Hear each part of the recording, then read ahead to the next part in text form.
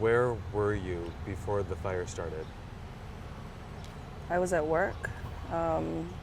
Driving into work that day, we knew that that side of town had no power. We knew that there was high winds. Nothing about a fire until I can't even remember, maybe after 1 p.m. or so. Did you evacuate that day? No.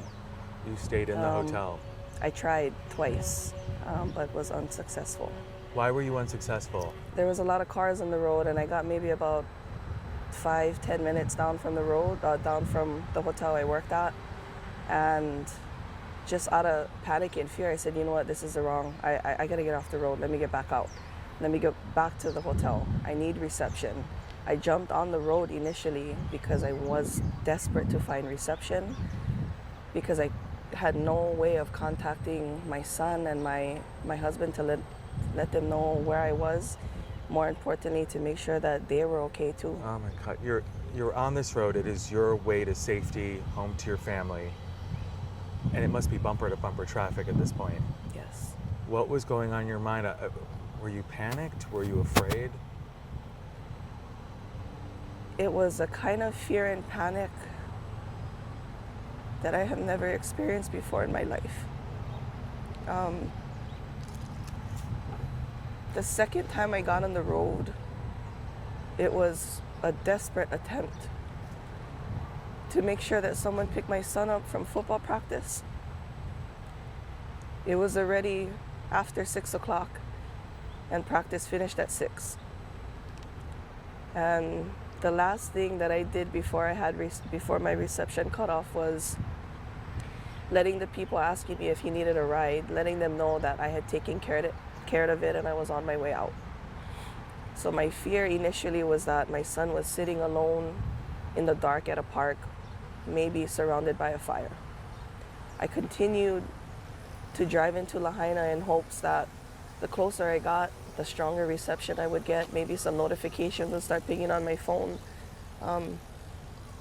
During the second time I tried to get out, bumper to bumper traffic, but the traffic was still moving into Lahaina, which gave me the sense of hope and security, I guess you could say, that it was safe to continue heading in that direction. There was little to none cars headed back north into Kanapali, which also gave me the reassurance that I could continue to head in that direction. Oh my God. You had no idea that as you were evacuating, you were actually heading into the firestorm. I didn't know. I didn't know until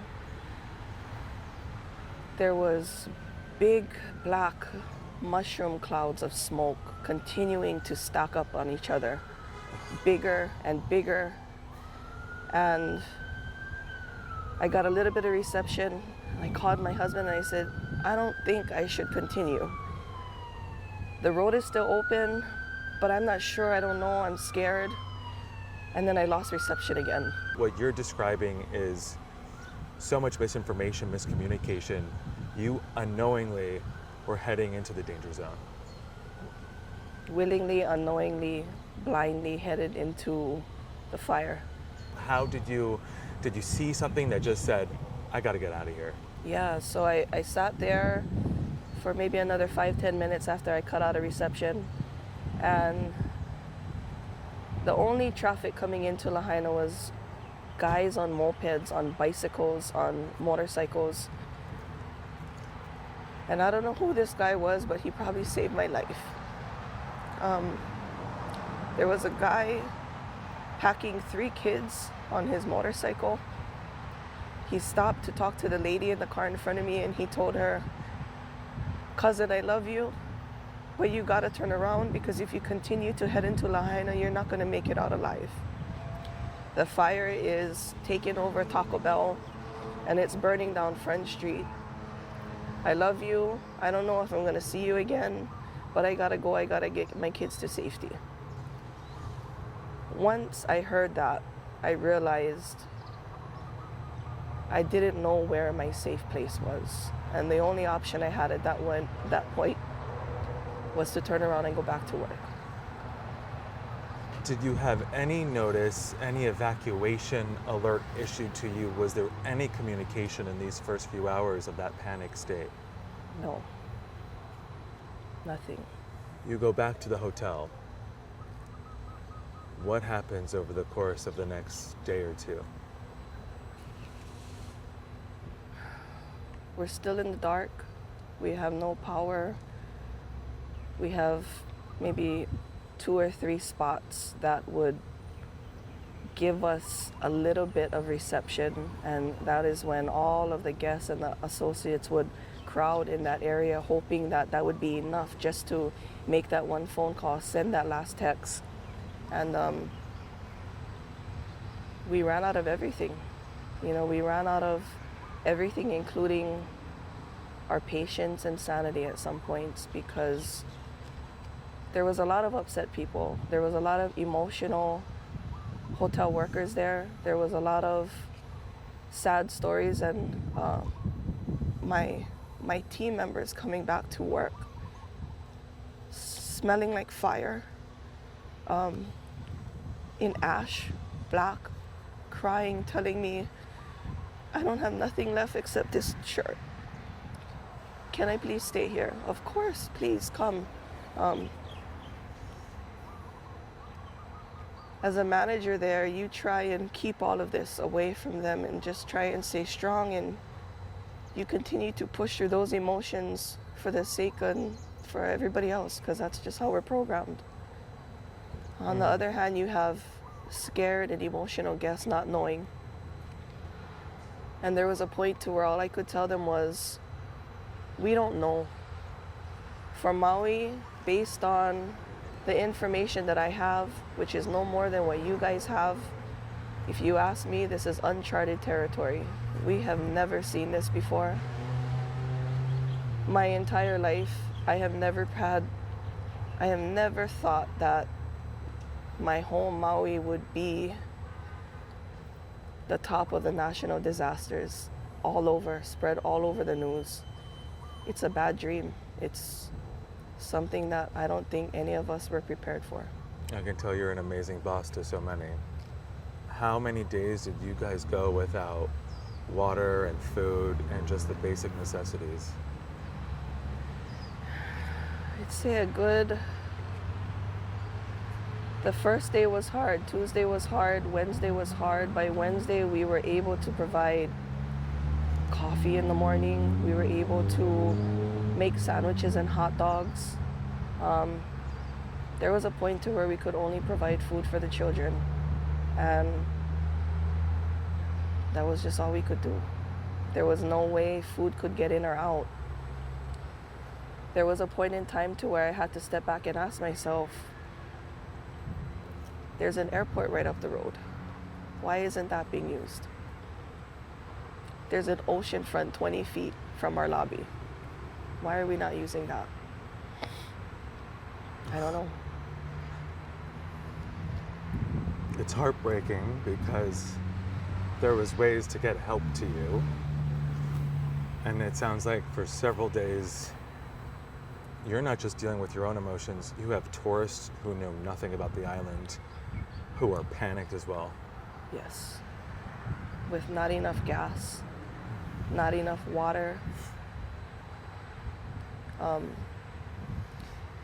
When the fire got close enough, we couldn't see the fire.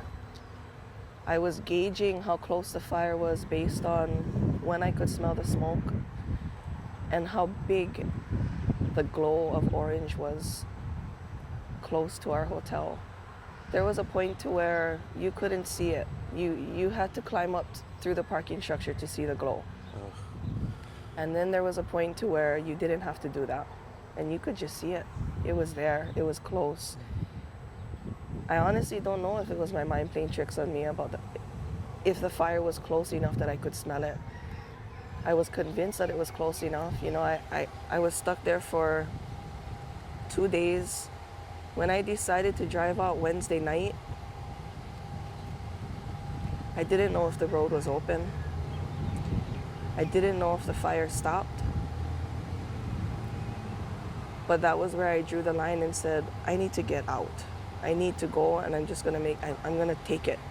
I'm gonna take this chance, and I'm going out on a prayer, and maybe even a miracle at this point. God, please be with me. And I prayed the whole way out, just asking God to guide me out safely. And you were able to make it out. Yes. And yet the aid wasn't able to make it into you guys. Not as fast as we wanted it to. When was the first time you started to see the government step in and provide some of those basic necessities? Say maybe Thursday. It started to sound like they started to have conversations based on the information and social media and YouTube and news. You know, it's from what it sounded like, the community took it into their hands first. Are you a first responder? No. You have no experience responding to natural disasters. No. You're telling me you were able to make it out of that area, and yet food was not able to make it in, food delivered by the government. Yes. What's your message to the county, who from day one has said they're doing everything in their power to get help? Do you feel like they could have done more? It's hard. It's really hard. I feel like there's so much more that could have been done in different ways, you know. And like you said, I'm not a first responder. I'm not a government official, and I'm a politician in any way. I don't know. I don't have any say or my hands in any part of that. But coming from the hospitality industry, we did everything we could there, you know, and I just feel like there should have been more done sooner, faster. My last question, you now know, based on just the images alone, what happened in Lahaina. You were trying to get into Lahaina. You thought it was safe because you had no idea where to go. Now seeing those images, what goes on in your mind?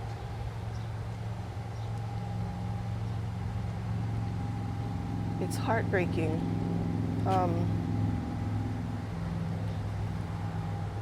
I know for sure that if I had made it in there, hearing stories of children crying, the thought of those children's parents being on this side of town, hearing stories of elderly people crawling on the ground, begging for someone to pick them up. There are parts of me that wish I did make it in to help those lives. But there is a huge piece of me that thanks God that I didn't. The fact that I was alone, I would have needed someone to pull me out and to tell me when to stop.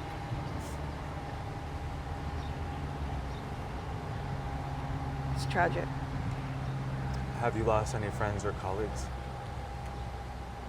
I don't know yet. And I heard that today they're supposed to be releasing the names of the 100 or so victims that have been recovered and identified so far.